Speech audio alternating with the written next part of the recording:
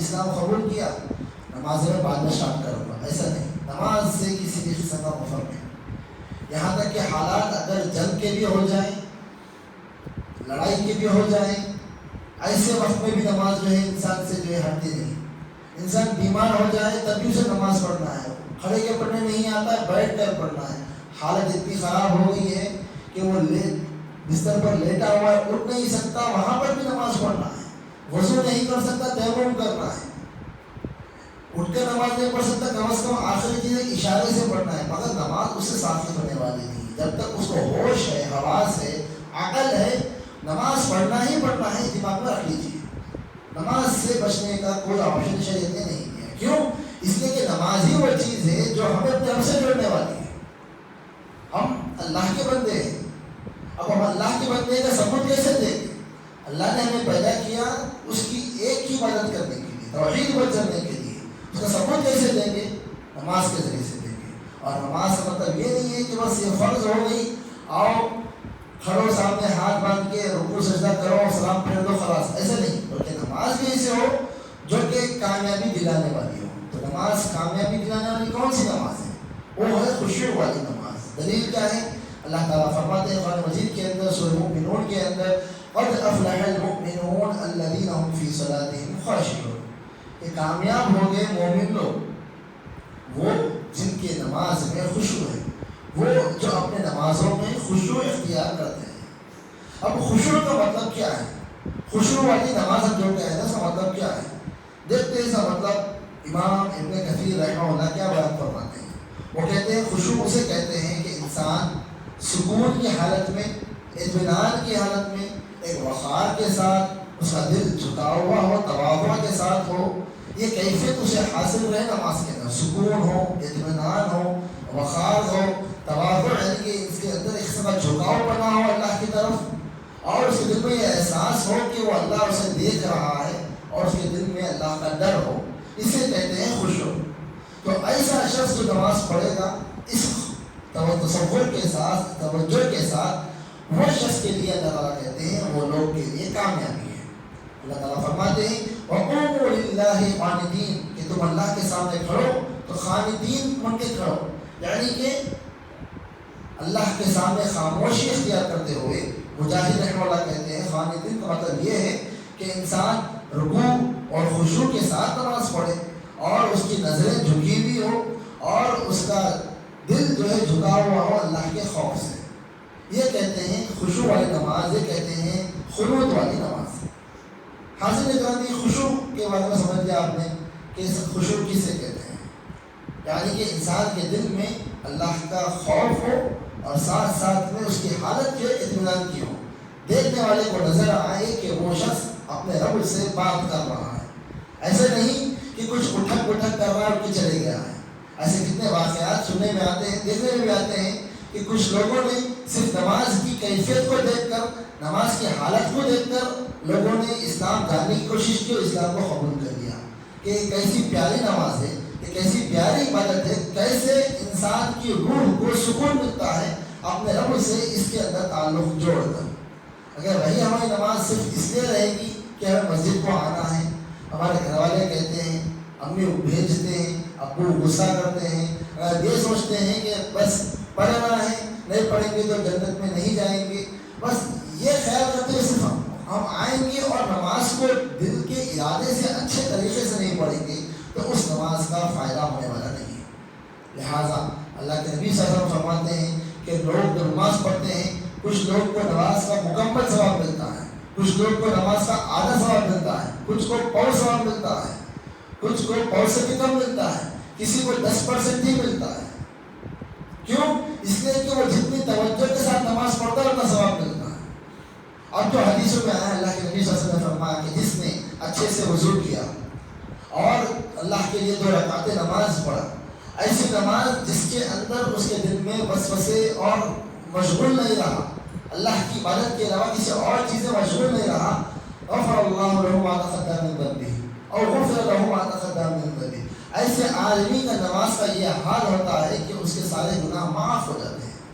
اور ایک حدیث میں اللہ کے نبی صلی اللہ علیہ وسلم فرماتے ہیں اس شخص کی گناہوں کے بارے میں یا اس شخص کی پاکیزگی میں بڑا کیا خیال ہے جس کے گھر کے سامنے سے جو ایک نہر بہتی ہے اور بدبختہ طور پر اس نہر میں جاتا ہے نہاتا ہے، تو کیا اس کے جسم پر کوئی میل باقی رہے گا؟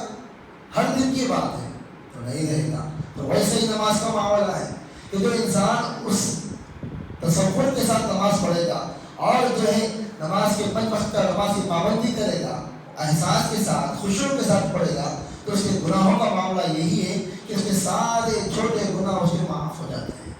ہاں، جو اس نے بڑے گناہ کیے، لوگوں پر ظلم کیا یا بڑے گناہ کیے، اللہ کے حق میں اس نے ظلم کیا، تو ایسے چیزوں کے لیے اسے توبہ کرنا ضروری ہوتا ہے۔ توبہ کرے بغیر بڑے گناہ معاف نہیں ہوتے، بڑے گناہ کے لیے توبہ کرنا ضروری ہے۔ ہاں، انجانے میں جانے میں سوچے سمجھے بغیر جو گناہ ہو جاتے ہیں، چھوٹے موٹے گناہ، ویسے گناہ نماز کو اچھے سے پڑھنے سے ہی معاف ہو جاتے ہیں۔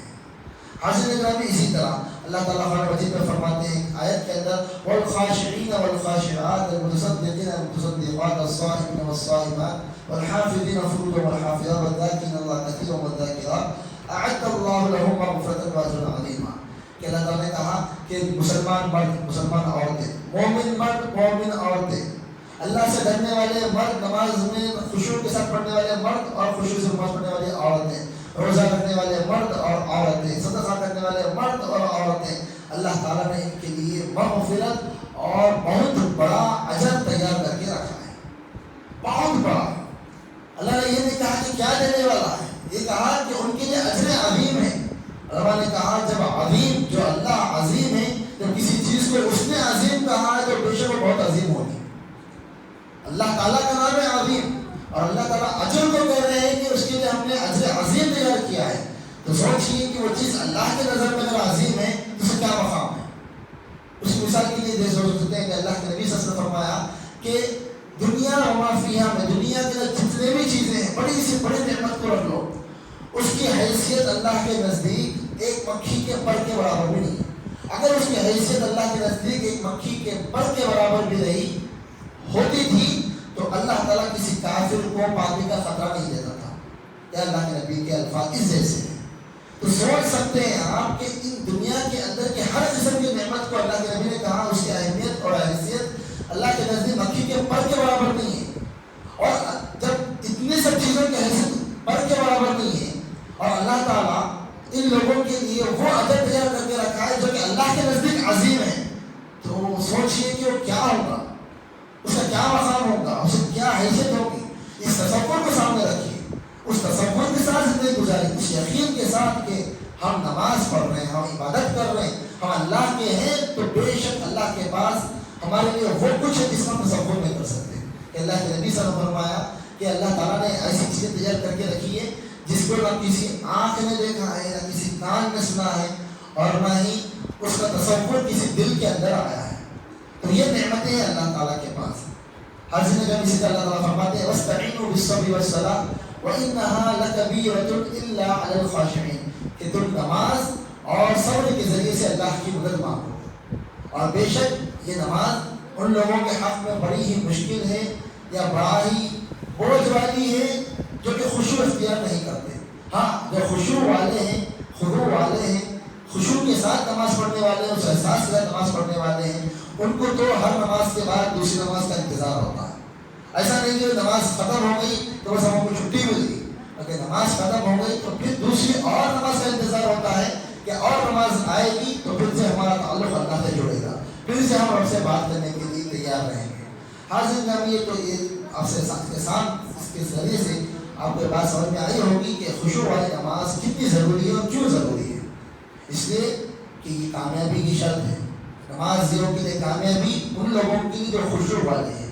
نماز جو خشوع والی ہوگی اس سے انسان کے گناہ معاف ہوں گے، نماز جو خشوع والی ہوگی اس کے لیے اجر عظیم ہے، بے حد اجر ہے اللہ تعالیٰ کے پاس، اور جو نماز خشوع ہوگی وہ نماز انسان کے حق میں ہلکی بھی ہوگی، اس کے لیے آسان بھی ہوگی، وہ پڑھنے میں سے مزہ بھی آئے گا۔ ایسا نہیں کہ بس وہ اتنی کو پڑھ رہا ہے ختم کر رہا ہے، ایسا نہیں، بلکہ اللہ کے نبی کی حدیث ہے نا، کیا کہا اللہ کے نبی صلی اللہ علیہ وسلم نے، جعلت قرۃ عینی فی الصلاۃ، کہ میری آنکھوں کی ٹھنڈک اللہ تعالیٰ نے میری نمازیں بنا دیا ہے، کہ سکون ملتا ہے تو نمازیں ملتا ہے۔ بلال رضی اللہ عنہ کو مخاطب کر کے فرماتے ہیں ارحنا بالصلاۃ یا بلال، کہ بلال وہ تھے جو اذان دیتے تھے، مؤذن کا بڑا مقام ہے اللہ کے نزدیک میں، کہ حدیث میں آتا ہے کہ المؤذنون اطول اعناقا یوم القیامہ، کہ مؤذنین جو اذان دینے والے ہوتے ہیں ان کی گردنیں قیامت کے دن لمبی لمبی ہوگی. اور گردن لمبی ہوگی تو کیا مطلب ہے؟ ان کا مقام اتنا لمبا ہوگا، اتنا بڑا ہوگا کہ وہ سب کو دکھ کر آئیں گے. کیوں؟ اس لیے کہ اسی گردن اسی گدھے سے جو ہے اللہ کی توحید کے پیغام کو بلند کرنے والے ہیں، لوگوں کو اللہ کی طرف بلانے والے ہیں. تو یہ بلال تھے جو اللہ کے نبی کے مؤذن تھے. تو بلال رضی اللہ عنہ کو اللہ کے نبی مخاطب کرتے کہتے ارحنا بالصلاۃ، اے بلال نماز کے ذریعے سے سکون دو ہم کو.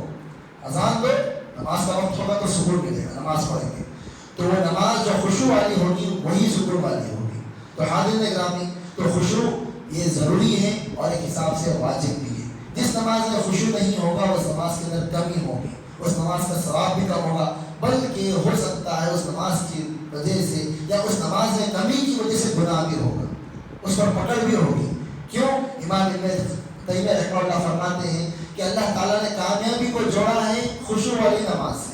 اللہ تعالیٰ نے جو لوگ خشوع کی نماز نہیں پڑھتے ان کے بارے میں مذمت کی ہے، جس سے معلوم ہو رہا ہے کہ ضروری واجب چیزیں چھوڑنے کی چیز نہیں ہے، لہٰذا خشوع سے نماز پڑھنا ضروری ہے.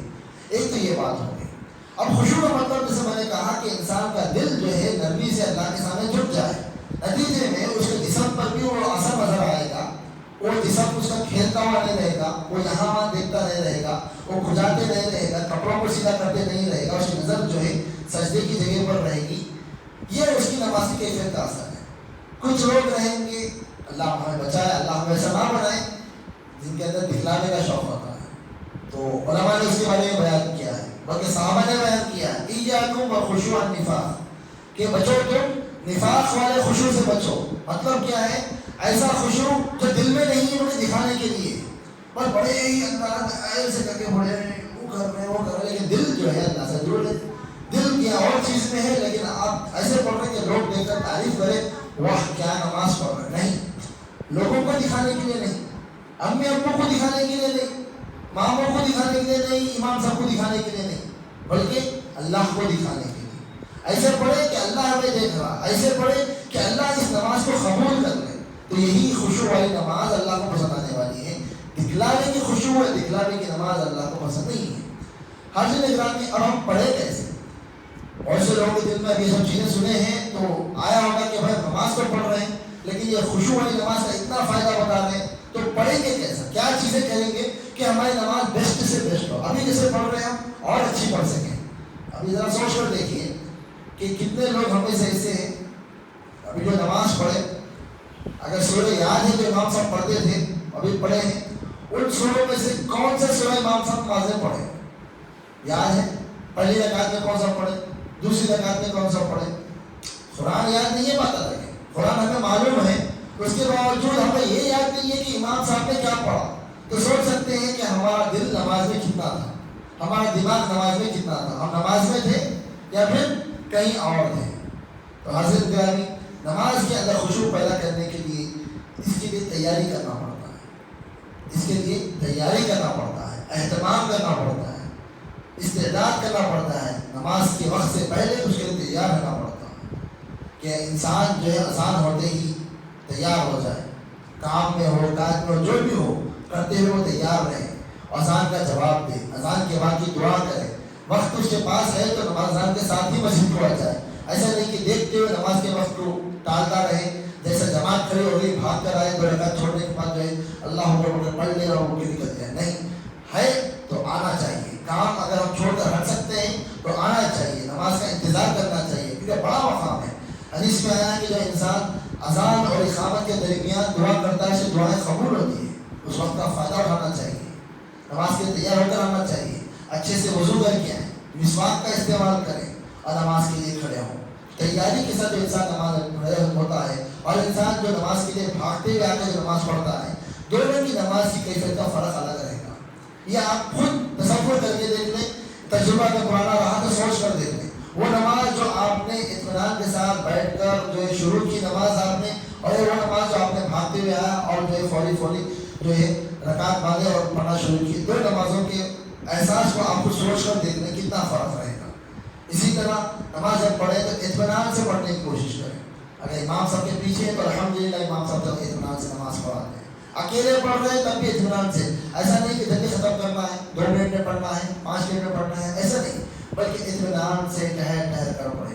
کہ اللہ کے نبی صلی اللہ علیہ وسلم کے بارے میں آتا صحابہ کہتے ہیں کان النبی صلی اللہ علیہ وسلم یطمئن حتی یرجع کل عظم الی موضعه. کہ اللہ کے نبی صلی اللہ علیہ وسلم ایسے اطمینان سے پڑھتے، رکوع میں ہیں اتنے اطمینان سے رہتے کہ ہر ہڈی اس کے مقام پر رہتی برابر.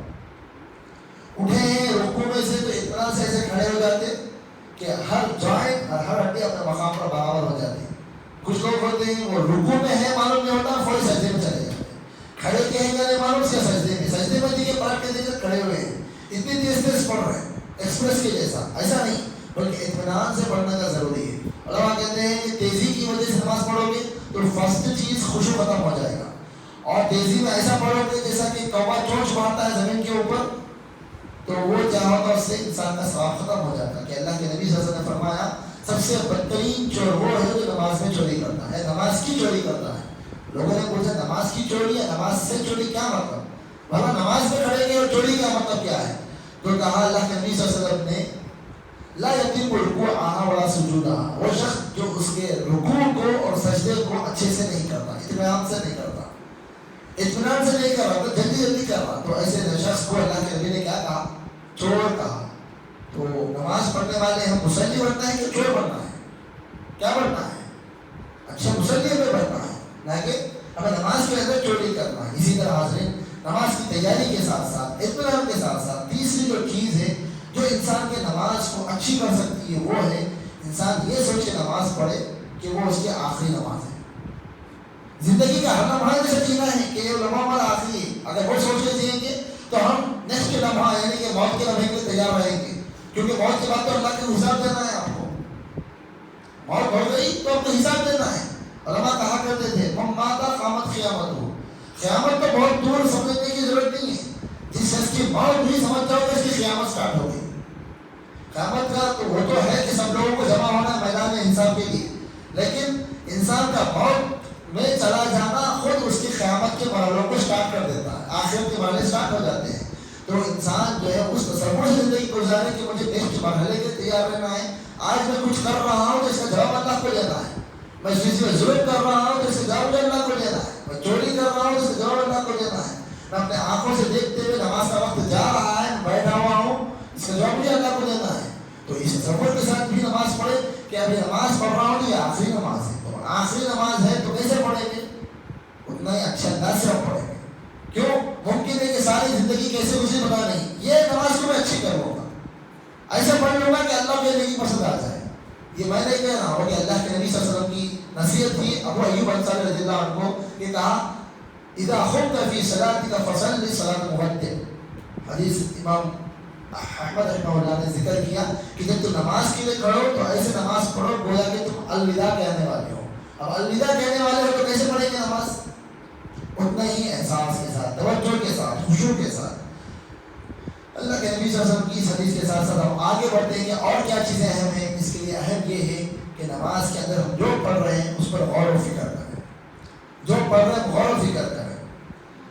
آسان چیزیں ہیں، یاد کر لیتے ہیں، ہم سورہ فاتحہ یاد کر لیتے ہیں، دوسرے سورہ یاد کر لیتے ہیں، الحمدللہ. ساتھ ساتھ میں انسان کے دل میں شوق ہونا چاہیے، جذبہ ہونا چاہیے. علم وہ نہیں کہ انسان بچپن میں جو سیکھ لیا وہی سیکھ لیا، نہیں، بلکہ انسان کے دل میں علم حاصل کرنے کا شوق ہونا چاہیے. جو اس کے لیے ضروری ہے وہ حاصل کرنا چاہیے.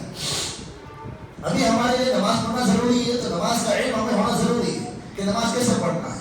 ابھی میں نے کہا کہ نماز میں کیا پڑھ رہے ہیں اس کے معنی ہمیں معلوم ہونا ہے، اس کے معنی میں غور کرنا ہے. تو سوچ کر دیکھیں کہ ہم نماز بسم اللہ اللہ اکبر کے بول رہے ہیں اور السلام علیکم ورحمۃ اللہ بول رہے ہیں، اس دوران میں کیا کیا پڑھ رہے ہیں؟ کیا ہمیں یاد ہے؟ کیا ہم پڑھ رہے ہیں؟ ہاں پڑھ رہے ہیں. تو کیا ہمیں اس کا معنی معلوم ہے؟ نہیں معلوم ہے. معنی معلوم نہیں ہے وہ فوری امام صاحب کے پاس آئیے، فوری عالم صاحب کے پاس آئیے، بولیے کہ مجھے سکھائیے.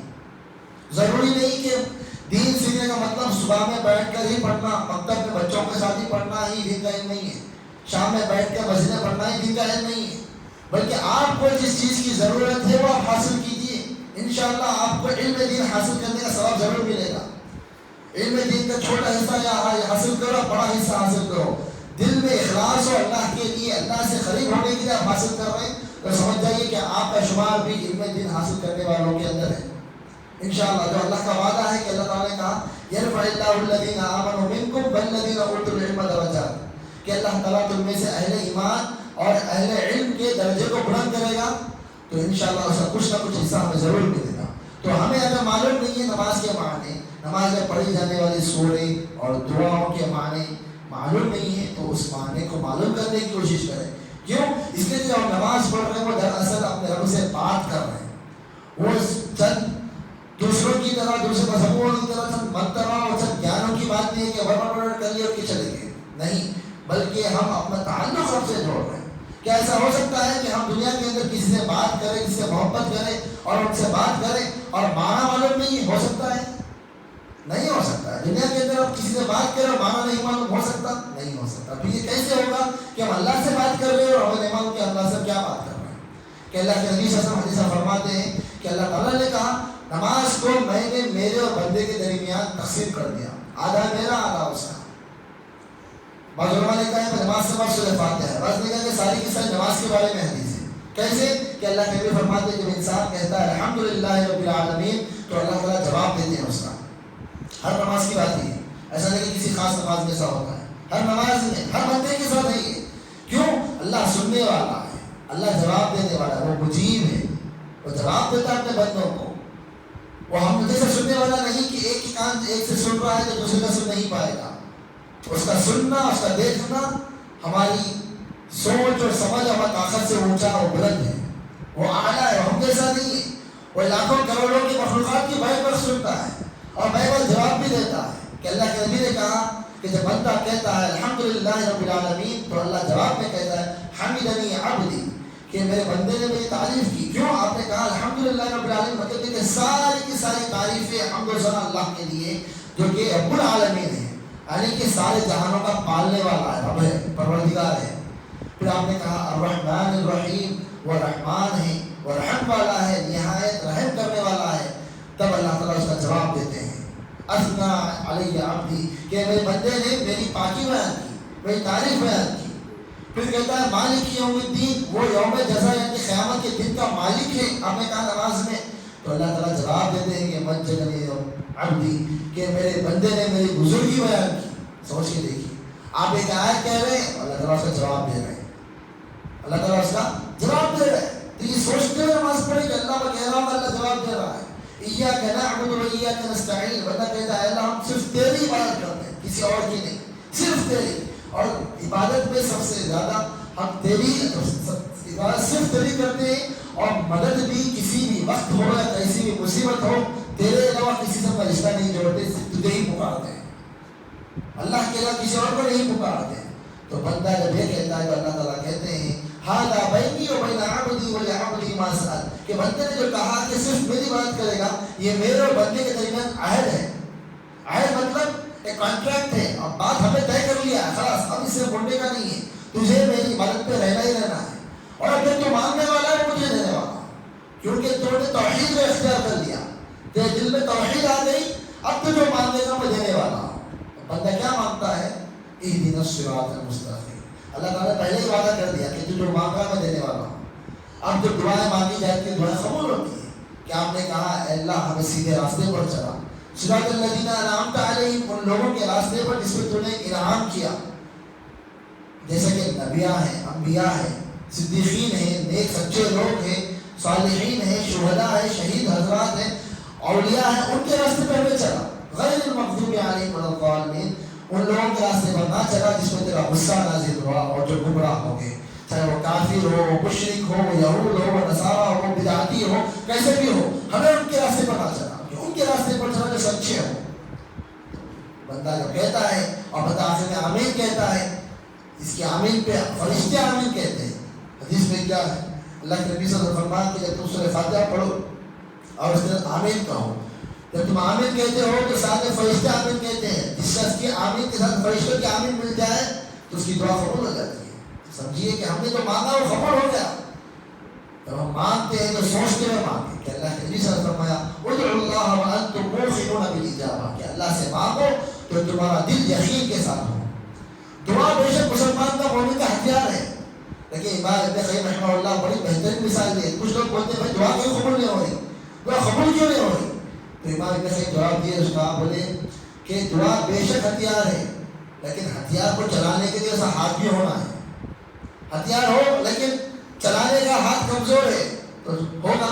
تلوار ہے لیکن چلانے نہیں آتا تو تلوار کی مار پڑے گی, فائدہ ہوگا اس سے, آدھا مار پڑے گا.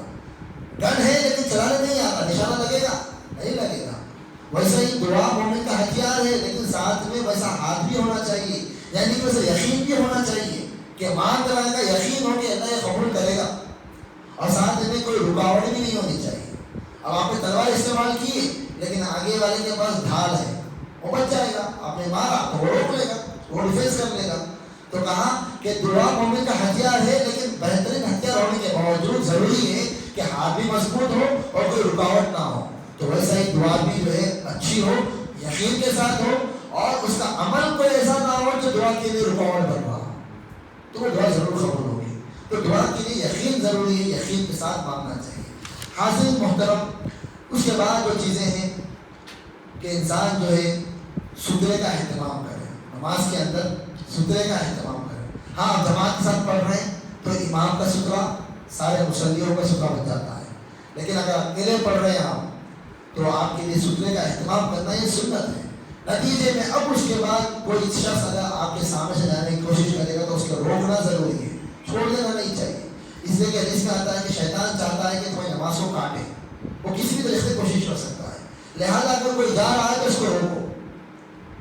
کتنا روکنا ہے کہ اللہ کے نبی نے کہا کہ اگر مارو نہیں روک رہا مار دو اس کو, ڈھکول دو اس کو, یعنی کہ اتنا ضروری ہے اس کو روکنا. کیوں؟ اس لیے کہ شیطان کی کوشش ہوتی ہے کہ کسی طرح نماز کو بھی خراب کرے. حدیث میں آتا ہے کہ انسان جب نماز میں کھڑے ہوتا ہے تو شیطان فوری اس پر آ جاتا ہے. اس کا نام کہ اللہ کے لیے بیان فرمایا, اس کا نام خنزب کہا, کہ کوشش کرتا ہے کہ آپ کو نماز سے کسی طرح بہکا دے. کیوں؟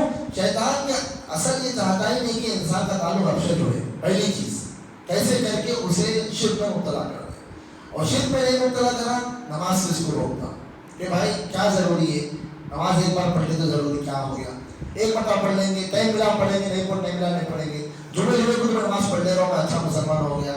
ایسے خیالات آ کے وہ انسان بھی کیا کرتا ہے, غافل کرتا ہے. لیکن معاملہ ایسا نہیں ہے. معاملہ یہ ہے کہ انسان کو 5 وقت نماز پڑھنا ہے, اور نماز بھی کیا اچھی پڑھنا ہے. تو شیطان کیا کرتا ہے, کیسے اس کی نماز میں اب آ گیا ہے بندہ تو کیسے اس کی نماز خراب کرنا ہے, وہ چاہے وہ سترے کے سامنے سے گزرنا ہو یا اس کے وسوسے خیالات ڈالنا ہو, یہاں کی باتیں, وہاں کی باتیں, کاروبار کی باتیں, گھر کی باتیں, وہ قصہ یہ قصہ, ٹی وی میں وہ چل رہا, میچ وہ چل رہا, وہاں یہ ہو رہا یا یہ ہو رہا, خیالات خیالات خیالات. بعض لوگ اس کو مذاق کے طور پر ذکر کرتے ہیں, اور بعض لوگ حقیقت بتاتے ہیں کہ کسی عالم سے پوچھا گیا کہ بھائی میری فلاں چیز میں نے چھپا کے رکھا تھا, زمین میں دفن کر کے رکھا تھا, نہیں مل رہی ہے, کیا کرنا؟ تو وہ بولے جا کے نماز پڑھ. وہ اس مقصد سے نہیں بولے کہ نماز پڑھ دعا کر, وہ مقصد سے نہیں بولے. کوئی نماز پڑھ, شیطان خود بخود آتا تیرے پاس, اور نماز میں پڑھے ہم کو یاد آ گیا کہاں رکھے تھے وہ. کیوں؟ شیطان ہے, وہ کسی نہ کسی طریقے سے کوشش کرتا ہے کہ آپ کی نماز خراب ہو. آپ کو وہ چیز گھٹی سے مل گئی, اس وقت کوئی بڑا نقصان نہیں ہے شیطان کے لیے, لیکن اگر آپ نماز اچھی پڑھ لی یہ شیطان کے لیے بڑا نقصان ہے. حدیث میں کیا آتا ہے کہ اللہ کے نبی صلی اللہ علیہ وسلم نے فرمایا کہ انسان جب سجدہ کرتا ہے نماز کے اندر, خاص طور پہ سجدے کی آیت کے اوپر شیطان روتا ہے, باضابطہ کیا کرتا ہے, روتا ہے. کیا کہا اللہ کے نبی صلی اللہ علیہ وسلم نے, وہ کہتا ہے ابن آدم پر مجھے تعجب ہے, افسوس ہے کہ اس کو سجدے کا حکم دیا, اللہ نے سجدہ کر لیا, مجھے رونا آ رہا ہے, لیکن اللہ نے مجھے سجدے کا حکم دیا تو میں نے سجدہ نہیں کیا. اللہ نے مجھے سجدے کا حکم دیا, میں نے نہیں کیا. اس کو اللہ نے حکم دیا, اس نے کر دیا, اس کو جنت ہے, مجھے جہنم ہے, یہ کہہ کر وہ روتا ہے. تو شیطان کی بڑی پریشانی لگی ہوئی تھی نماز کے اندر کہ کیسے پریشان کرنا ہے, کیسے ستانا ہے, کیسے نماز کو خراب کرنا ہے. تو لہذا ضروری ہے کہ ہم سترے کا اہتمام بھی کریں, اور ساتھ ساتھ میں تعوذ یعنی کہ اس سے بچنے کی دعا, اعوذ باللہ من الشیطان الرجیم. امام ابن کثیر رحمہ اللہ فرماتے ہیں کہ دنیاوی چیزیں جو نظر آتی ہے اس سے بچنے کے لیے انسان کچھ بھی کر نہیں سکتا ہے, لیکن شیطان کا معاملہ غیب کا معاملہ اور نظر نہیں آتا. تو اللہ تعالیٰ نے کیا سکھایا, پناہ بھی سکھائی مانگنا, اور غیب کا معاملہ. اور کہتے ہیں اللہ تیری پناہ میں ہم آتے ہیں, کیا پناہ نظر آ رہی ہے, نہیں آ رہی ہے, وہ اللہ کی پناہ نظر نہیں آتی, لیکن اللہ کو محفوظ رکھتا. تو شیطان سے بچنے کی لیے کیا کرنا چاہیے, پناہ مانگنا چاہیے کہ اللہ کے نبی صلی اللہ علیہ وسلم کے صحابہ کی شکایت کرتے ہیں کہ اللہ کے نبی صلی اللہ علیہ وسلم میں نماز میں کھڑے ہوتا ہوں تو شیطان مجھے بہکاتا ہے، یہاں تک کہ وہ یاد نہیں رہتا کہ میں نے کیا پڑھا، وہ یاد نہیں رہتا کہ میں نے کتنی رکعتیں پڑھی ہو، کسی کو یاد نہیں رہتا کہ اس نے ابھی کیا پڑھا. تو اللہ کے نبی نے کہا وہ شیطان اس کا خنزب ہے، لہٰذا جب تم ایسی حالت ہو تو تم کیا کرو، اعوذ باللہ پڑھ لو. وسوسے بہت آ رہے تو اعوذ باللہ پڑھ لو، اور ساتھ میں 3 مرتبے ہلو سے بعض لوگوں پر گرنا نہیں، تو پتا کہ تم پریشان کر دیتے. اطمینان سے کر لیا تو شیطان کو اس بڑی مار پڑتی ہے، تکلیف ہوتی ہے. کیوں؟ اس لیے کہ تم نے ایسے کر کے شیطان کو بھگا دیا. کیا کیا تم نے شیطان کو بھگا دیا. تو حاضرین گرامی اسی طرح جو ہے نماز کے اندر خشوع پیدا کرنے کے لیے جو چیزیں ہمیں کام میں آ سکتی ہے وہ ہے کہ ہم نماز پڑھ رہے ہیں تو ہماری نظر کیا ہو، سجدے کی جگہ پر ہو. نماز کے اندر نظر 2 ہی جگہوں پر ہونا ہے. آپ کی نظر ایک تو سجدے کی جگہ پر ہونا ہے، دوسری چیز جب آپ تحیات میں ہیں، تشہد میں ہیں، تو آپ کی نظر آپ کی یہ انگلی پر ہونا ہے. انگلی جس پر آپ حرکت دیتے ہیں تحیات کے اندر اس پر ہونا ہے. اس کے علاوہ آپ کی نظر وہاں سے نہیں ہٹنی ہے، کیونکہ اللہ کے نبی کی سنت ہے کہ آپ صلی اللہ علیہ وسلم وہیں پر دیکھتے تھے اور جو ہے اس سے آپ کی نظر ہٹتی نہیں تھی. لہذا آپ کی توجہ کے ساتھ آپ کی نظر سجدے کی جگہ پر رہے. اس سے خود بخود آپ کے اندر کیفیت پیدا ہوگی کہ آپ اللہ کے سامنے کھڑے ہوئے ہیں. آپ کے اندر ایک احساس پیدا ہوگا تواضع کا، انکساری کا، آپ کے دل میں خوشو کا احساس پیدا ہوگا. آپ کے سامنے اللہ کے ساتھ اللہ کی آپ کیسے بڑے محتاج ہیں اللہ کے سامنے، اس کا احساس پیدا ہوگا کہ آپ اللہ سے مانگ رہے ہیں، آپ فقیر ہیں. یہ احساس سے آپ ہمیں نماز پڑھنا چاہیے. اسی طرح حاضرین گرامی ہمیں یہ بھی جاننا چاہیے کہ نماز ہمارے اسلاف کیسے پڑھتے تھے، ان کی نمازوں کا حال کیا تھا، وہ کیسے. ابھی میں نے کہا کہ نماز کے معنیوں پر غور و فکر کرنا کہ ہم کیا پڑھ رہے ہیں. اور سلف صالحین کے بارے میں آتا ہے کہ وہ نماز جب پڑھتے تھے آیتوں پر غور و فکر کر کے پڑھتے تھے. بس اوقات کچھ اسلاف کے بارے میں یہ آتا ہے کہ کسی ایک آیت پر رک جاتے، اس آیت کے معنی پر روتے ہوئے اتنا پڑھتے کہ وہ ایک ہی آیت پڑھتے ہوئے ساری رات گزر جاتی، اسی آیت پر اٹکے ہوئے رہتے، اسی آیت کو دہراتے رہتے، تلاوت کرتے رہتے. تو اتنا زیادہ وہ نماز کے اندر جو ہے منہمک رہتے تھے. نماز کے معنی کے اندر وہ چیز ہم دماغ میں لائیں، وہ چیز ہم جاننے کی کوشش کریں. حضرت عبداللہ بن زبیر رضی اللہ عنہ کے بارے میں آتا ہے کہ وہ جنگ کے حالات چل رہے تھے، نماز پڑھ رہے، منجنیق کا حملہ ہوا. منجنیق توپ پہلے کی توپوں کو کہتے ہیں. اور اس کا حملہ ہوا، نتیجے میں آگ لگی، اطراف میں آگ لگی ہوئی. آگ سے اطراف میں تھوڑا کپڑوں کو بھی لگ گئی، لیکن وہ نماز کے اندر ایسے مشغول، ایسے منہمک ہیں، ان کو احساس نہیں ہے کہ آگ لگی ہوئی ہے. سوچ کر دیکھیے. اور ایک صحابی کا تو مشہور واقعہ ہے کہ اللہ کے نبی صلی اللہ علیہ وسلم نے انہیں رات کے وقت نگرانی کے لیے مقرر کیا. رات کے وقت فوج سو رہی تھی، نگرانی کے لیے مقرر کیا. اب وہ سوچے رات خالی بیٹھ کے کیوں گزاروں، نماز پڑھ لیتا ہوں. اب نماز کے لیے کھڑے ہوئے، دشمن جو ہے دیکھ رہا، تاک میں تھا کہ کسی طرح جو ہے موقع مل جائے حملہ کر دے. تو جیسے دشمن کو نظر آئی ہے، اس نے کیا کیا، تیر پھینک کے مارا. آتا ہے روایت میں ایک تیر لگی ویسے نماز پڑھ رہے ہیں، دوسری تیر لگی ویسے نماز پڑھ رہے ہیں، تیسری تیر لگی وہ نماز نہیں ہے، خون بہ رہا اور نماز پڑھ رہے ہیں، خون بہ رہا نماز پڑھ رہے ہیں. نماز کا لذت و اطمینان ایسا ہے کہ وہ نماز کو ختم کرنا ہی نہیں چاہتے. جب ان سے رہا نہیں گیا، اب جو چیز کے برداشت کے باہر ہو گئی تو انہوں نے سلام پھیرا. انہوں نے ساتھ میں جو اور ایک نگرانی میں مقرر تھے جو آرام کر رہے تھے ان کو اٹھایا اور پھر وہ گئے اللہ کے نبی کو خبر کی اور سب لوگ چوکنا ہو گئے. تو کہنے کا مقصد یہ کہ سوچیے کہ کیسے ان کا تصور تھا نماز پڑھتے ہوئے، کیسے منہمک ہو کے نماز پڑھتے تھے. حضرت علی رضی اللہ عنہ کے بارے میں آتا ہے کہ جب نماز کا وقت ہوتا، وضو کر لیتے تو ان کا چہرے کا رنگ بدل جاتا. تو لوگ پوچھے کیا ہو گیا، ابھی الگ کیا کیسے ہو گئے؟ تو کہتے کہ امانت کا وقت آ گیا. یہ امانت ہے جو اللہ نے سارے انسانوں کے سامنے پیش کیا، عبادت کا وقت. تو یہ امانت کا وقت ہے. میں کس کے سامنے کھڑے ہو رہا ہوں؟ اللہ کے سامنے کھڑے ہو رہا ہوں. دنیا کے اندر اگر ہم کسی بڑے آدمی، ہمارے لیے جو کہ اپنا تصور کر لیجیے، کوئی کسی کے کام کرتا ہے یا جو محلے میں جو بڑے کارپوریٹر ہیں، M L A, M P A, کسی بڑے آدمی کے سامنے جا رہے ہیں، اپنی ضرورت بڑے آفیسر والے کے سامنے جا رہے ہیں، تو ہم کیسے جاتے ہیں؟ ایسے ہی چلے جاتے ہیں؟ نہیں، بلکہ ہم اچھا تیار ہو کے جاتے ہیں. بات بھی کرتے ہیں تو بڑے اطمینان سے بات کرتے ہیں، اچھے سے بات کرتے ہیں. دل میں خوف ہوتا ہے، جھجک ہوتی، آگے والے کو بولنا پڑتا ہے کہ بھائی ڈرو نا، اچھے بات کرو، کہیں کو ڈر رہے ہیں. یہ دنیا کا معاملہ ہے. لیکن اللہ کے سامنے کھڑے ہو رہے تو تصور کیا ہونا چاہیے؟ یہ تصور لوگوں کو تھا، صحابہ کو تھا، سلف کو تھا. وہ تصور سے ان کے چہرے کا رنگ بدل جاتا تھا. اب یہ کیفیتوں کو رکھیے سامنے اور ہماری کیفیت کو دیکھیے. ہمیں سب معلوم ہے، بازو کون کھڑے کے معلوم، یہ طرف کون کھڑے کے معلوم، باقی پیچھے والا کیا کر رہا وہ بھی ہمیں معلوم ہو رہا ہے. یہاں پہ صحابہ کو ان کو تکلیف ہو رہی ہے تو ان کو نہیں معلوم ہو رہا ہے کہ کیا ہو رہا ہے ان کے ساتھ. اور ہمیں جو پوری مسجد کی خبر رہی ہے ہم بیٹھے ہوئے جگہ پر، تو یہ ہم سوچ سکتے ہیں کہ کتنا دل دماغ ہمارا نماز کے اندر ہے اور کتنا اطراف کے ماحول کے اندر ہے۔ اللہ کے واسطے کو نمازوں خراب نہ کریں۔ آپ الحمدللہ اللہ نے ہمیں توفیق دی نماز پڑھنے کی، بہت سے ایسے بھی ہیں یہ توفیق نہیں ملتی، یہ توفیق نہیں ملتی، وہ بڑے گناہ کے مرتکب ہو رہے ہیں، وہ بڑے گناہ کے مرتکب ہو رہے ہیں۔ اللہ کے نبی صلی اللہ علیہ وسلم نماز چھوڑنے والے کا انجام اچھا نہیں ہے، بلکہ جو جان بوجھ کر چھوڑتا ہے وہ کفر کا مرتکب ہوتا ہے۔ تو اللہ نے ہمیں توفیق دی ہے، جب نماز پڑھ رہے ہیں تو اسے اچھے سے اچھا پڑھنے کی کوشش کریں تاکہ اس نماز کا کما حق تو ہمیں فائدہ اور اللہ کا اجر ملے۔ اور اسی طرح جو ہے دعا کریں نماز کے اندر، دعائیں جو ہے جیسا کہ مثال کے طور پر اللہ کے نبی صلی اللہ علیہ وسلم رکوع کے اندر جو ہے تسبیح پڑھتے تھے، اس کے اندر تسبیح کے ساتھ ساتھ اللہم اغفر لی بھی پڑھا کرتے تھے کہ اللہ میری مغفرت فرما۔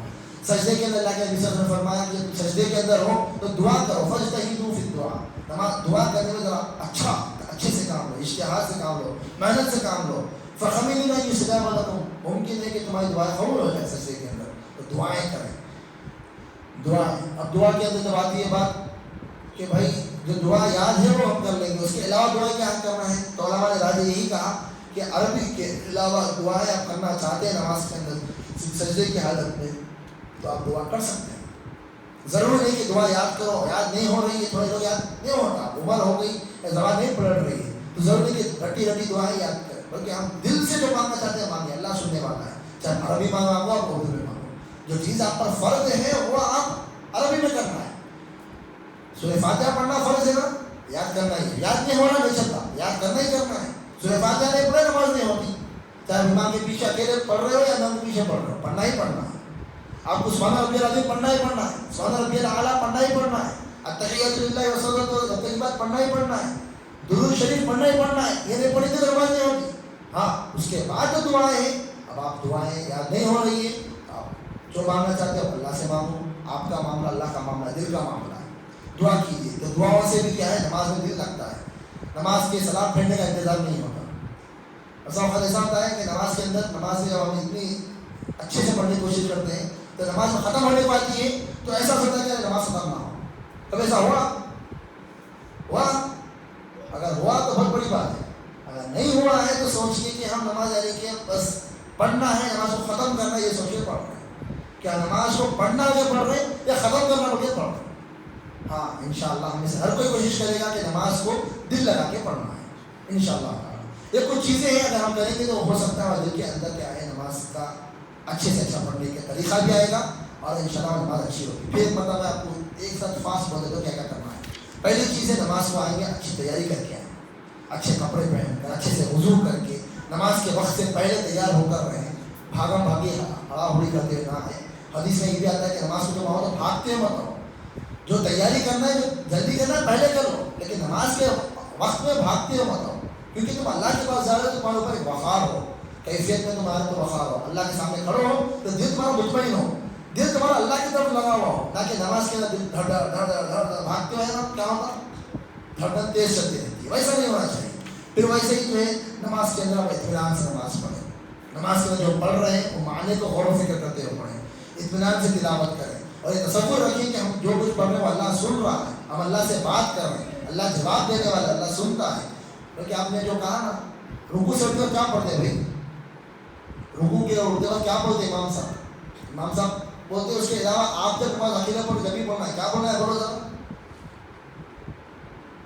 رکوع سے اٹھ رہے ہیں آپ سبحان ربی العظیم بول کر اٹھ رہے ہیں، کیا پڑھتے ہیں جب؟ ہاں ماشاء اللہ بہت بہت شکریہ۔ اور بولیے کیا پڑھتے ہیں، زور سے بولیے بھائی، خالی سنتے بولتے نہیں۔ سمیع اللہ لمن حمدہ بولتے، کیا بولتے ہیں؟ سمیع اللہ لمن حمدہ، مطلب کیا اس کا، اللہ نے اپنے بندے کی جو اللہ کا تعریف وہ کر رہا تھا اللہ نے سن لی۔ آپ نے جو پڑھا تھا نا ابھی سبحان ربی العظیم جو کہا تھا نا، اسی کا اعلان کر رہے ہیں آپ کہ اللہ نے سن لیا، اللہ نے قبول کر لیا کہہ رہے ہیں آپ الحمدللہ۔ تو یہ تصور رہے کہ اللہ سن رہا ہے ہماری بات، اللہ ہمارا جواب دے رہا ہے، اور ساتھ ساتھ میں جو ہے ہم جو ہے ہماری نظر جو ہے سجدے کی جگہ پر ہو، نماز کے اندر جو دعائیں پڑھ رہے ہیں ہم دعاؤں کو جو اچھے سے پڑھنے کی کوشش کریں، اور شیطان بہکا رہا ہے تو اعوذ باللہ پڑھیں، لیفٹ سائڈ میں ضرورت پڑے تو تھوکیں، دعائیں اچھے سے کریں، اور ساتھ ساتھ میں جو ہے ہمارے اسلاف کے نمازوں کی کیفیت کو جاننے کی کوشش کریں اور ان جیسا پڑھنے کی کوشش کریں۔ تو انشاءاللہ ہماری نمازیں بڑی اچھی ہوگی. اور ساتھ میں کچھ چیزیں ہیں وہ چیز سے بچنا چاہیے. 3-4 چیزیں میں بولتے ہوئے ختم کرتا ہوں انشاءاللہ. وہ کیا ہے؟ دیکھیے مثال کے طور پر نماز سے مشغول کرنے والی کچھ چیزیں ہیں تو اس سے بچنا چاہیے. اب آپ نماز پڑھ رہے ہیں, سامنے کچھ چیزیں رکھی ہوئی ہیں. مثال کے طور پر میں نماز پڑھنے والا ہوں, سامنے یہ رکھا ہوا ہے. اب میں دماغ نماز میں رہتا ہوں, اس کے اندر رہتا ہوں وہ کیا رکھے کی روٹی, تو سامنے کی چیزوں کو کچھ بھی نہ رکھیں. یہ کہاں سے لائے ہم دلیل؟ اللہ کے نبی صلی اللہ علیہ وسلم کے بارے میں آتا ہے. نبی صلی اللہ علیہ وسلم نماز پڑھ رہے تھے, گھر کے اندر حضرت عائشہ ایک چادر باندھے تھے, اس میں کچھ تصویریں تھیں. وہ تصویریں گھر تھا, کچھ جھاڑ تھا, ایسا تھا. تو اللہ کے نبی صلی اللہ علیہ وسلم غصے میں آ گئے, نماز پڑھنے کا بولے کہ اس کو فوری ہٹاؤ. اس کی تصویریں بار بار میں دماغ میں آ رہی تھی, نماز خراب ہو رہی تھی, اس کو فوری ہٹاؤ. تو نماز سے مشغول کرنے والی چیزوں کو ہٹا دیں. اسی طرح حدیث میں آتا ہے کہ اللہ کے نبی صلی اللہ علیہ وسلم ایک چادر لا کے ایک صحابی تھی, اور صاحب اس میں کچھ نشان تھے پھول کے جیسے, اور کچھ ایسی چیزیں تھیں, نقش و نگار تھے. تو اللہ کے نبی نماز پڑھے, نماز پڑھنے کا بولے کہ بھائی چادر لے کے جاؤ اور ان کو دے دو, فلاں کو ہدیہ دے دو. یہ نماز, یہ چادر کی وجہ سے میری نماز کیا ہو رہی تھی, خراب ہو رہی تھی. اب ہم نماز پڑھ رہے ہیں اور کپڑے ایسے ہیں کہ اس میں کیا کیا لکھا ہوا ہے, کیا کیا کی فوٹوز ہے, یا تو ہم اس کے اندر دیکھیں گے کیا ہے, یا پھر ہم کیا کہیں گے سامنے والے کو پڑھ لیتے پیچھے لکھا ہوا ہے, بھائی کون سی ٹی شرٹ ہے, یہ برانڈ والی دکھ رہی, پیچھے کا کی لکھا ہوا ہے, کون سی کی ٹیم کی ٹی شرٹ پہنی ہے, فلاں پہنی. نہیں, ماں سے مشغول نہ خود مشغول ہو کسی چیز کے اندر, نہ ہم ایسے کپڑے پہنیں کہ دوسروں کو اس سے تکلیف ہو. اس کے ساتھ ساتھ 2 بات کے سامنے رکھ لیں, نماز میں کپڑے ایسے نہ پہنیں کہ آپ نماز پڑھ رہے ہیں اور اپنا سترا کھل جا رہا. سترا جو چھپانا ضروری ہے وہ کیا ہے, وہ ناف سے لے کر گھٹنے تک چھپانا ضروری ہے. لیکن پینٹ ایسا پہن رہے ہیں, جینس ایسا پہن رہے ہیں کہ آپ کے اندر جو انڈر ویئر ہے وہ نظر آ جا رہا, یا بس اوقات انڈر ویئر بھی جھک جا رہا, آپ کو کیفیت کو پتہ ہی نہیں چل رہا, پیچھے سے پریشان ہو رہے ہیں کہ کیا ہے بول کر. ایسا نہیں ہونا چاہیے. آپ نماز کو آئیں اچھے کپڑے پہن کر آئیں. اللہ تعالیٰ نے کہا یا بنی آدم خذوا زینتکم عند کل مسجد, اے بنی آدم انسانوں نماز کے وقت مسجد کو آؤ, نماز پڑھو تو زینت کے اختیار کرو, یعنی کہ خوبصورتی کے ساتھ آؤ, اچھے لباس پہن کر آؤ. تو اسی طرح جو ہے نماز پڑھتے وقت جو ہے جو چیزوں سے بچنا ہے وہ ہے کہ اگر کھانے کی بھوک لگی ہوئی ہے یا کھانے کا وقت ہو گیا ہے تو ذرا نماز کو تاخیر کر دیں. ہاں جماعت چھوٹتی ہے, ساتھ میں کچھ لوگ ہیں, جماعت بنا لیں, یا پھر ایسا ٹائم رکھیں کہ آپ کا نماز سے پہلے آپ کھانے سے آپ فارغ ہو جائیں. لیکن کسی وقت مجبوری آ جاتی ہے کہ نماز ایک طرف ہے, بھوک ایک طرف ہے, تو کیا کرنا ہے, کیا کرنا ہے؟ سوچیے, وہی نماز اہم ہے, بے شک نماز اہم ہے, لیکن کیا کہا اللہ کے نبی نے, نماز اچھی ہونا ہے. تو اچھی ہونے کا سیکھنا ضروری ہے, پہلے کھانا کھانا ضروری ہے. کہ اللہ کے نبی کی تعلیم ہے کہ انسان کے سامنے کھانا ہے اور نماز کا وقت ہو گیا تو پہلے کھانا کھا لو. یہ کیوں کہا اللہ کے نبی نے؟ کھانا اتنا اہم ہے یا نماز اہم ہے؟ نماز اہم ہے, اسی نے نماز پہلے پڑھنے کے لیے کہا, تاکہ آپ جب نماز میں کھڑے رہیں گے تو بھوک کی وجہ سے آپ کا دل جو ہے بھوک کی طرف نہ رہے, کھانے کی طرف نہ رہے, اطمینان کی حالت میں رہے, اللہ سے جڑا ہوا رہے. وہ جب بھوکے رہیں گے, کھانا رکھا ہوا ہے, بریانی نکال دیے, اس لیے یہاں بھی کیا کر رہے ہیں, ذرا کھانا شاید پہلے رکھ رہے بعد میں رکھ رہے ہیں, بعد میں رکھ رہے ہیں. ذرا سا سوچنا اس کے اوپر, دعوت کا کھانا جو رکھ رہے بعد میں رکھ رہے, سوچ مشورہ کرو. ہاں بھوک نہیں لگ رہی تو کوئی مسئلہ نہیں ہے, پہلے نماز پڑھ لو. بھوک دبا کے لگ رہی بول رہے تو پہلے نماز پڑھ لیں, پہلے کھانا کھانا نہیں بہتر ہے. سمجھے کیوں؟ اللہ کے نبی کی تعلیم ہے. اسی طرح جو ہے ضرورت آ رہی ہے, قضاء حاجت کی ضرورت آ رہی ہے, پیشاب ہے, پاخانہ, ایسی چیزیں کی ضرورت پیش آئی تو روک کر پڑھنے کی ضرورت نہیں ہے, پہلے جائیے فارغ ہو جائیے, اطمینان سے آئیے نماز پڑھنے کے لیے. کیونکہ اللہ کے نبی کی حکم ہے کہ انسان کھانے کی موجودگی میں یا اپنی قضاء حاجت کی ضرورت کی موجودگی میں نماز نہ پڑھے, ان چیزوں سے فارغ ہو جائے پھر نماز پڑھے. اسی طرح نماز کی خوشبو, کیونکہ یہ چیزیں نماز کی خوشبو کو خراب کرنے والی ہے, وہ اصل پوائنٹ ہے. اسی چیز کیا ہے, نماز پڑھتے وقت جو ہے اس بات کا خیال رکھیں کہ لوگ بیٹھے ہوئے ہیں نماز پڑھ رہے, ایسا نہ ہو. جیسا سامنے کوئی چیز تصویر ہے تو جیسا مشغول ہو جائیں گے, ڈسٹرب کرے گی, ویسے جو لوگ بیٹھ کے بات کر رہے ہیں تو نماز ہٹ کے پڑھ لیں, تاکہ ان کی باتوں کا ہمارے جو ہے دماغ پہ اثر نہ پڑے. نماز پڑھ رہے ہیں ہم, دونوں باتیں کر رہے ہیں, سب سن لیتے پڑھ رہے ہیں, نماز پڑھتے جا رہے ہیں, لیکن بات کیا بات چلی پورے سنتے جا رہے ہیں, ویسا نہیں ہونا چاہیے. سمجھے؟ پھر اس کے بعد جو ہے ایک چیز کا خیال رکھیں کہ نماز کے دوران میں جو ہے سامنے جو ہے نہ تھوکیں. بس یہاں تو کوئی نہیں تھوکتے, پہلے کے زمانے میں یا کسی کو ضرورت پڑتی ہے تو تھوکنا پڑتا ہے, تو سامنے نہ تھوکیں, اس لیے کہ اللہ کے نبی نے منع کیا ہے. کیونکہ ہمارے سامنے کون ہے نماز پڑھتے اس دوران؟ اللہ ہے ہمارے سامنے, اللہ کے سامنے ہم کھڑے ہو گئے ہیں.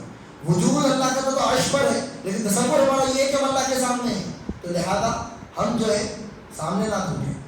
ویسے ہی سامنے کچھ کم کرا ہے, ہٹانا نہیں چاہیے. اللہ کے نبی نے کہا ضرورت اتنی زیادہ ہے, چپ رہے تو ایک مرتبہ کرو, کیوں؟ اس لیے کہ تم مشغول نہیں ہونا نماز سے ہٹ کے کوئی چیز کے تم نہیں رہنا. تو سوچیے آپ کہ اللہ کے نبی کی تعلیم کتنی اہم ہے خشوع کے لیے. یہ تمام چیز کسی لیے کہ آپ کا دل نماز سے غافل نہ ہو، آپ کا دل نماز سے غافل نہ ہو. اسی طرح جو ہے نماز کے اندر جو ہے کوئی جمائی آتی ہے، منہ کھلتا ہے، سستی آتی ہے، تو اس کو روکنے کی کوشش کریں. کیونکہ حدیث میں آتا ہے کہ اللہ کے نبی صلی اللہ علیہ وسلم فرمایا ایسا ہوتا ہے تو شیطان کوشش کرتا ہے انسان میں داخل ہونے کی، بلکہ ایک میں یہ کہ شیطان ہنستا ہے انسان کے اوپر. تو ایسے وقت میں انسان کیا کرے؟ اس کو جتنا ہو سکے روکنے کی کوشش کرے. تو وہ کھل رہے ایسا نہیں، کیونکہ ہمارے اس حرکت سے شیطان کو خوشی ملتی ہے. یہ سارا نماز کیا ہے؟ مجاہدہ ہے. کیا ہے نماز؟ ہے مجاہدہ ہے کہ کتنی نماز ہم پڑھ رہے ہیں، کتنا ہمیں مل رہا ہے، کتنا جا رہا ہے. ہمارے استاد کہا کرتے تھے، وہ مثال بڑا بہترین بیٹھ یہاں پر کہ بھائی نمبر کا کارڈ ایگزام ہے ہمارا، پیپر لکھے ہم 100 میں سے نمبر ہم کٹ کر دیے، نمبر فیل کر دیے، نمبر کٹ کر دیے. تو استاد بولتے تھے کہ ہم نمبر کٹ نہیں کریں، ہم کو 100 میں سے نمبر دے کے پیپر لا کے دے دو بولتا تم کتنے دیے وہ تمہیں کو ملے. ہم تو 100 نمبر کا پیپر دے دیے، وہ کتنا ملا بھائی؟ تو 70 نمبر تم خود لیے، ہم نے دیا. 80 نمبر آپ لیے. تو نماز کا معاملہ بھی اسی ہے کہ ہم آپ کو کتنی نماز مل رہی ہے، ہاتھ کو 10%، 20%، آدھی نماز، اور نماز یا پوری نماز، وہ ہمارے ہاتھ میں ہے. لینا ہمارے ہاتھ میں، ثواب لینا ہمارے ہاتھ میں ہے. اللہ تو پورے دینے کے لیے تیار ہے، اللہ کا اس کو کمی نہیں ہے. دعا کرتے ہیں کہ اللہ رب العالمین ہم سب کو جو ہے اچھے سے اچھی نماز پڑھنے کی توفیق عطا فرمائے، ہماری نمازوں کو خشوع و خضوع والی بنائے، ہماری نمازوں کو ہماری مغفرت کا ذریعہ بنائے. آمین. وآخر دعوانا الحمدللہ رب العالمین. جزاک اللہ.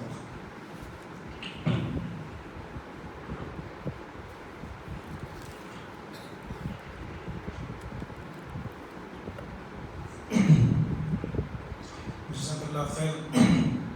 ابھی آپ نماز کے تعلق سے تقریباً مفصل انداز سے ساری کی ساری باتیں آپ نے سماعت فرمائیں، اور ساتھ میں سنا کہ نماز کیسے ادا کرنی تھی، کیسے ادا ہم کر رہے ہیں، کیسے ہم نماز پڑھتے ہیں اور کیسے نماز اصل میں پڑھنی چاہیے. اس تعلق سے کچھ باتیں شیخ نے آپ کے سامنے رکھیں. انشاءاللہ کچھ 2-3 باتیں میں بھی آپ کے سامنے رکھوں گا، اس کے بعد انشاءاللہ نماز پڑھی جائے گی، اس کے بعد کام کا اہتمام رہے گا.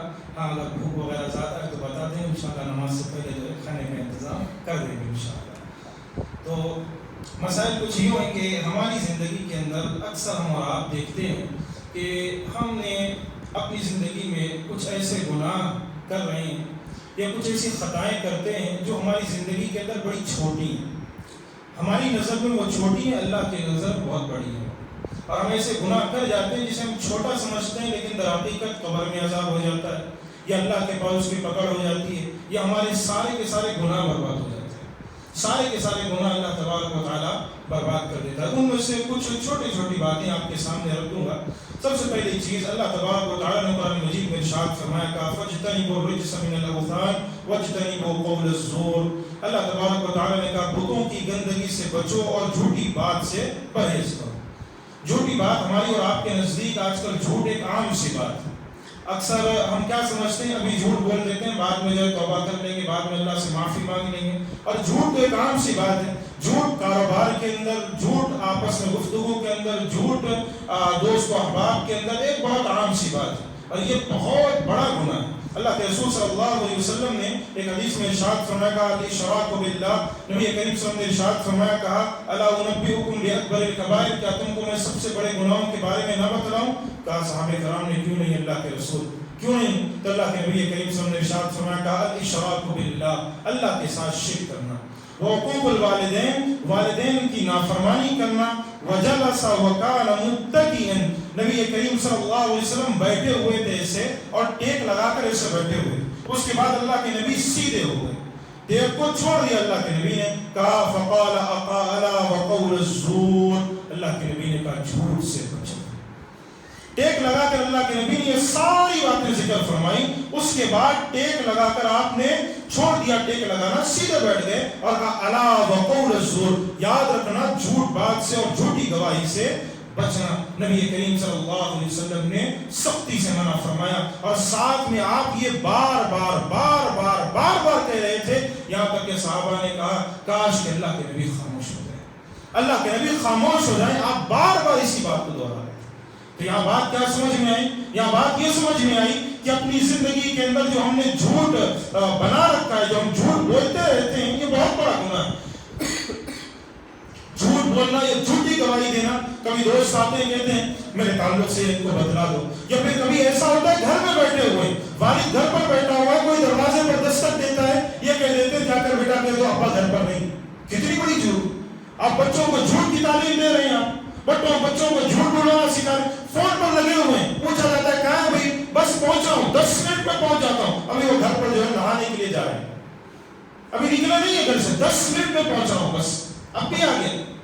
دوستوں کے ساتھ کھڑے ہوئے, کسی نے پوچھا کہا کہ فلاں آپ کے ساتھ ہے, وہ سامنے والا بولتا مت بولو مجھے نہیں ہوں تمہارے ساتھ. کیا یہ ساری جھوٹ ہے, یہ سارے جھوٹ کے اقسام ہماری زندگی کے اندر بالکل عام ہے. اور اسی کے اندر ایک چیز اور ہے جسے کہا جاتا ہے گانے بجانے. اس کے تعلق سے میں نے اکثر موقع پر یہ بات ذکر فرمائی, لیکن سرسری طور پر سن لیں. نبی کریم صلی اللہ علیہ وسلم نے ارشاد فرمایا کہ لا یکونن من امتی اقوام یستحلون الحرى والحریر والخمر والمعازف. میری امتوں میں ایسے لوگ ضرور ہوں گے جو کیا کریں گے, الحرى والحریر, اس کے انداز سے وہ زنا, ریشم, شراب اور گانے بجانے کے آلات کو حلال سمجھیں گے. زنا کو, شراب کو, گانے بجانے کے آلات کو حلال سمجھیں گے. میں نے یہ بات اس لیے آپ کے سامنے بھی رکھی کیونکہ ابھی کچھ دنوں قبل, یہاں تو نہیں لیکن پاکستان کے جو ایک چینل کے اوپر باضابطہ علماء عالم بیٹھے ہوئے ہیں, یا یہ سمجھ لیں کہ نام و نہاد کے علماء بیٹھے ہوئے ہیں, اس بات پر ڈیبیٹ چل رہی ہے کہ گانے بجانے میں کون سے آلات حرام ہے اور کون سے آلات جائز ہے. اس بات پر ڈیبیٹ چل رہی ہے, اس بات پر گفتگو چل رہی ہے گانے بجانے میں کیا کیا جائز ہے اور کیا کیا جائز نہیں. دف کے اندر بھی وہ لوگ ساری چیزیں شمار کے لیتے ہیں. دف کے اندر کہتے ہیں وہ جو بینڈ باجے رہتے ہیں وہ بھی دف میں شامل ہیں, وہ بھی جائز ہے. پھر وہ گٹار, پھر وہ ساری سریلی چیزیں کہتے ہیں جائز ہے. اور اگر کہا جائے بھائی یہ گانا حرام ہے تو سامنے بیٹھ کر مولوی بیٹھے ہوئے ہیں, اور یہ مولوی نام و نہاد کے جاہل بیٹھے ہوئے ہیں, وہ کہہ رہے ہیں اگر گانا جو ہے حرام ہے تو زبان سے جو راگ نکالی جاتی ہے کیا وہ جائز ہے؟ زبان سے جو باتیں کہی جاتی ہیں, یعنی زبان سے کچھ ٹونیں ادا کی جاتی ہیں, اکثر جو ہے آپ نے سنا بھی ہوگا, زبان سے ادا کی جاتی ہے گلے کی آواز کے ساتھ, کیا وہ بھی جائز ہے؟ کیا وہ جائز نہیں ہے؟ کیا وہ حرام ہے؟ ایسی بات ہے. آج معاشرے کے اندر افسوس ہوا مجھے یہ دیکھ کر کہ اللہ اکبر کہ گانے بجانے کے اوپر بھی حلال و حرام کے تعلق سے گفتگو چل رہی ہے کہ کیا گانے بجانے کے اندر کیا حرام کیا حلال ہے.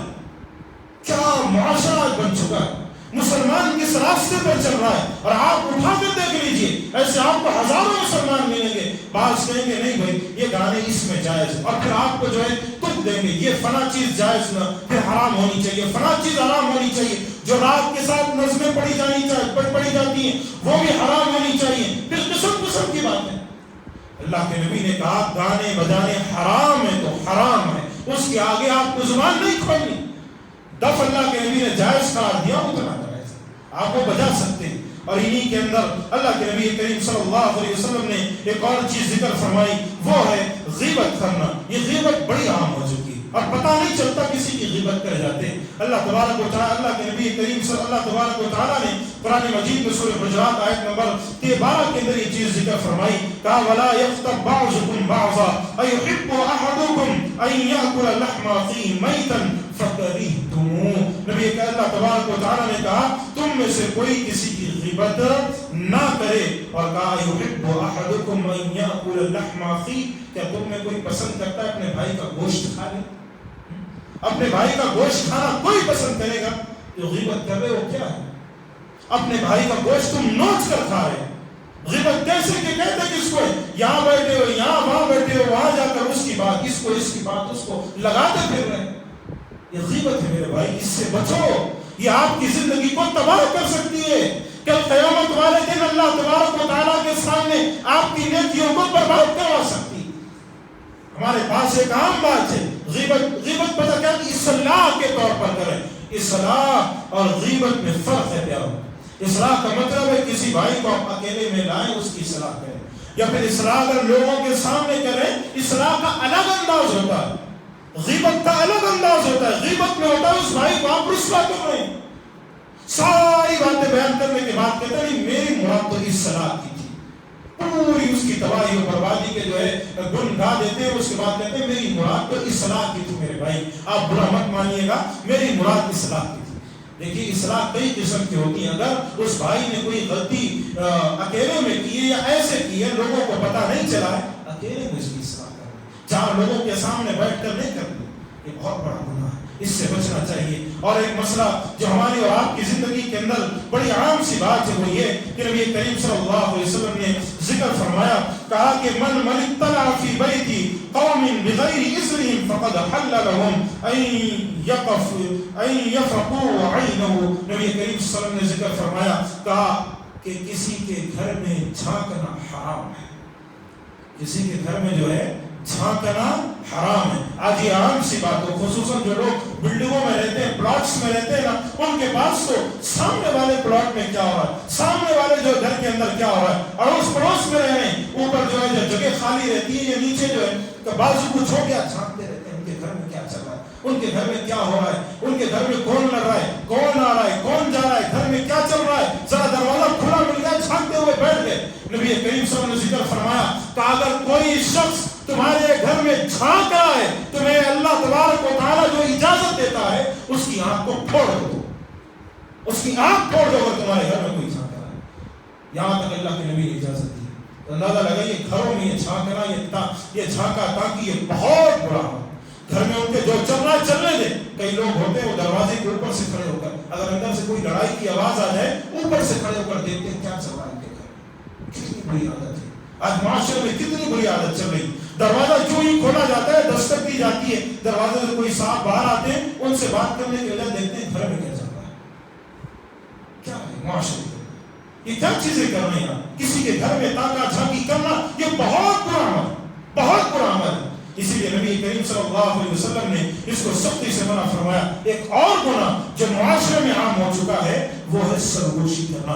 نبی کریم صلی اللہ علیہ وسلم نے ارشاد فرمایا, کہا جب تم 3 کی تعداد میں ہو تو 2 آدمی تیسرے کو چھوڑ کر سرگوشی نہ کریں, یعنی کوئی بات کوئی گفتگو نہ کریں یہاں تک کہ صرف جو ہے 2-3 سے زیادہ ہو جائے تو پھر کی.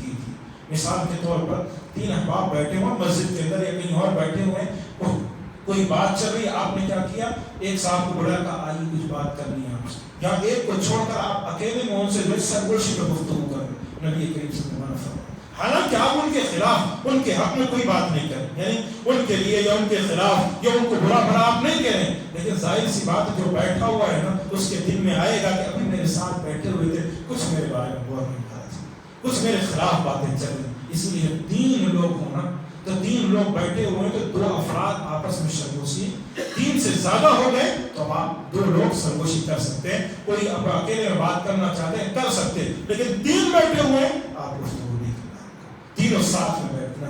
ایک کو جو ہے دور رکھ کر, مثال کے طور پر ایک یہاں بیٹھے ہوئے 2 لوگ وہاں جو ہے اکیلے میں سرگوشی کر رہے ہیں کوئی بات, یہ بہت برا عمل ہے, اس سے بچنا چاہیے. اور انہی میں سے ایک اور چیز ہے جو ہمارے اور آپ کے پاس عام ہے, وہ یہ کہ نبی کریم صلی اللہ علیہ وسلم نے ذکر فرمایا کہ وہ احباب, وہ لوگ جو اپنے بالوں کو جو ہے چپکاتے ہیں, خصوصاً یہ عورتوں کے اندر آج کل عام ہو چکا ہے, یعنی جسے ہم کہتے ہیں وگ پہننا, یعنی بال نہیں ہے تو بال جو ہے پہن لیتے ہیں. مردوں کے اندر بھی عام ہے, عورتوں کے اندر بھی عام ہے. اللہ کے رسول صلی اللہ علیہ وسلم نے ارشاد فرمایا, کہا لعن اللہ الواصلۃ والمستوصلۃ, اللہ کی لعنت ہو ان لوگوں پر جو دوسرے بال لگوانے والی اور لگانے والی دونوں پر اللہ کی لعنت.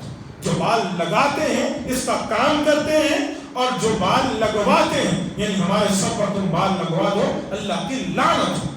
ایک صحابی آئی تھی نبی کریم صلی اللہ علیہ وسلم کے پاس, کہا اللہ کے نبی میری بیٹی کی ابھی بھی نئی شادی ہوئی ہے, کسی بیماری کی وجہ سے ان کے بال جھڑ رہے ہیں, تو کیا میں نئی شادی ہے ظاہر سی بات ہے, تو کیا میں ان کو جو الگ سے بال لگوا سکتی ہوں, الگ بال ان کے لیے لگوا سکتی ہوں؟ اللہ کے نبی نے روکا, سختی سے منع فرمایا کہ یہ بہت بڑا گناہ ہے, بہت برا عمل ہے.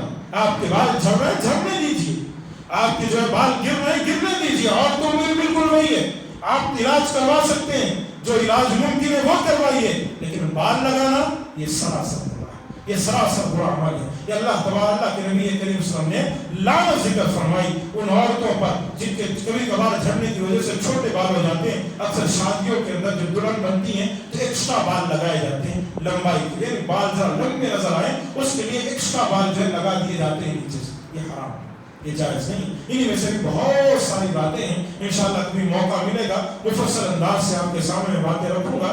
مختصر یہ کہ یہ وہ چھوٹے چھوٹے گناہ جنہیں ہم معمولی سمجھتے ہیں, اللہ کے نزدیک بہت بڑے گناہ ہیں. اللہ تبارک و تعالیٰ ہم تمام کو ان گناہوں سے بچائے. آمین. وآخر دعوانا الحمد للہ رب العالمین. والسلام علیکم ورحمۃ اللہ.